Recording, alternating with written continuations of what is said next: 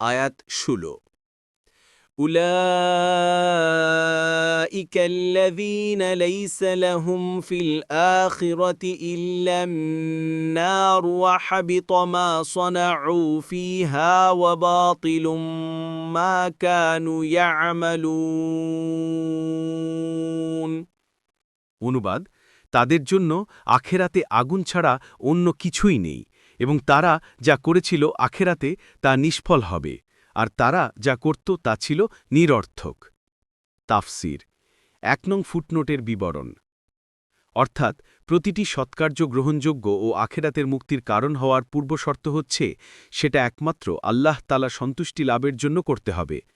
আল্লাহ সন্তুষ্টি লাভ করার জন্য তা রাসূলুল্লাহ সাল্লাল্লাহু আলাইহি ওয়াসাল্লামের তরিকা মোতাবেক হতে হবে যে ব্যক্তি আল্লাহ ও তার রাসূলের প্রতি ঈমানই রাখে না তার যাবতীয় কার্যকলাপ গুণগরিমা নীতি নৈতিকতা প্রাণহীন দেহের ন্যায় যার বাহ্যিক আকৃতি অতি সুন্দর হলেও আখেরাতে তার কানাকড়িরও মূল্য নেই তবে দৃশ্যত সেটা যেহেতু পুণ্যকার্য ছিল এবং তা দ্বারা বহু লোক উপকৃত হয়েছে তাই আল্লাহ তাআলা এহানো তথাকথিত সৎকার্যকে সম্পূর্ণ বিফল ও বিনষ্ট করেন না বরং এসব লোকের যা মুখ্য উদ্দেশ্য ও কাম্য ছিল যেমন তার সুনাম ও সম্মান বৃদ্ধি হবে লোকে তাকে দানশীল মহান ব্যক্তিরূপে স্মরণ করবে নেতারূপে তাকে বরণ করবে ইত্যাদি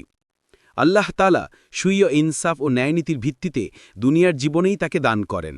অপরদিকে আখেরাতে মুক্তিলাভ করা যেহেতু তাদের কাম্য ছিল না এবং তাদের প্রাণহীন সৎকার্য আখেরাতের অপূর্ব ও অনন্ত নেয়ামতসমূহের মূল্য হওয়ার যোগ্য ছিল না কাজে আখেরাতে তার কোনো প্রতিদানও লাভ করবে না বরং নিজেদের কুফরি শিরকি ও গুনাহের কারণে জাহান্নামের আগুনে চিরকাল তাদের জ্বলতে হবে আয়াতে বলা হয়েছে যে আখেরাতে তাদের জন্য আগুন ছাড়া আর কিছুই নেই এতে করে বোঝা যায় যে এ আয়াত কাফিরদের সম্পর্কেই বলা হয়েছে কেননা একজন মুসলিম যত বড় পাপীই হোক না কেন তার গুনাহের শাস্তি ভোগ করার পর অবশেষে আল্লাহ তাআলার ইচ্ছায় জাহান্নাম থেকে মুক্তি পেয়ে জান্নাতে প্রবেশ করবে এবং আরাম আয়েশ ও নেয়ামত লাভ করবে কোনো মুফাসসিরের মতে এই আয়াতে ওইসব মুসলিমদের অবস্থা বর্ণিত হয়েছে যারা কার্যের বিনিময়ে শুধু পার্থিব জীবনে সুখশান্তি যশখ্যাতি প্রত্যাশা করে লোক দেখানো মনোভাব নিয়ে কাজ করে এমতাবস্থায় অত্র আয়াতের মর্ম হবে এই যে তারা নিজেদের পাপের শাস্তি ভোগ না করা পর্যন্ত জাহান্নামের আগুন ছাড়া অন্য কিছুই পাবে না পরিশেষে পাপের শাস্তি ভোগান্তে তারাও অবশ্য সৎকাজের প্রতিদান লাভ করবে কুরতুবী সত্যনিষ্ঠ আলেমদের কারো কারো মতে অত্র আয়াতে ওইসব লোকের অবস্থা বর্ণিত হয়েছে যারা তাদের যাবতীয় সৎকার্যে শুধু পার্থিব ফায়দা হাসিল করার জন্য করে থাকে চাই সে আখেরাতের প্রতি অবিশ্বাসী কাফের হোক অথবা নামধারী মুসলিম হোক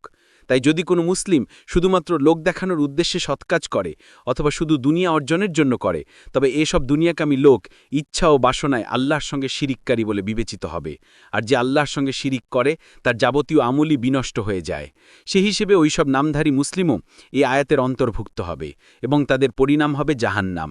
শিরিক করার কারণে তারা কখনো জান্নাতে যেতে পারবে না মুয়াবিয়া রাদিয়াল্লাহু আনহু মাইমুন ইবনে মেহরান ও মুজাহিদ রাহিমাহুমুল্লাহ এই ব্যাখ্যা গ্রহণ করেছেন কুরতুবী পরবর্তী তাফসিরে যেতে ভিডিওটি শেষ হওয়ার পূর্বেই এই বক্সে ক্লিক করুন ভয়েস বা উচ্চারণে অনিচ্ছাকৃত ত্রুটি ক্ষমাসুন্দর দৃষ্টিতে দেখবেন ইনশাআল্লাহ